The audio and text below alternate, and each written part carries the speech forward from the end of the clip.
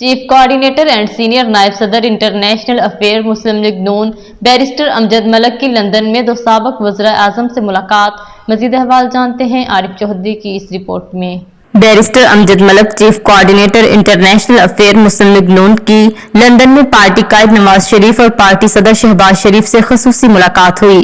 جمعہ کے روز ہونے والی ملاقات میں صدر انٹرنیشنل افیئر مسلم لیگ نواز اسحاق ڈار بھی موجود تھے۔ قائد مسلم لیگ نواز نے موجودہ ملکی معاشی حالات پر تشویش کا اظہار کیا اور کہا کہ ملک کو اس نہج پر لانے والوں کی شناخت اور محاسبہ ہونا چاہیے۔ نواز شریف نے جلد پاکستان آنے کا عندیہ دیا۔ بیرسٹر امجد ملک نے ملاقات میں آنے والے انتخابات میں پارٹی کے لائحہ عمل کے حوالے سے تجاویز دیں۔ سائد ملاقات میں صدر مسلم لیگ نواز اسحاق ڈار اور چیف کوآرڈینیٹر مسلم لیگ نواز بیرسٹر امجد ملک نے اوورسیز ونگ کی تشکیل نو کے حوالے سے خصوصی بات چیت کی۔ تمام شرکاء نے اکٹھے نماز جمعہ ادا کی اور کھانا کھایا۔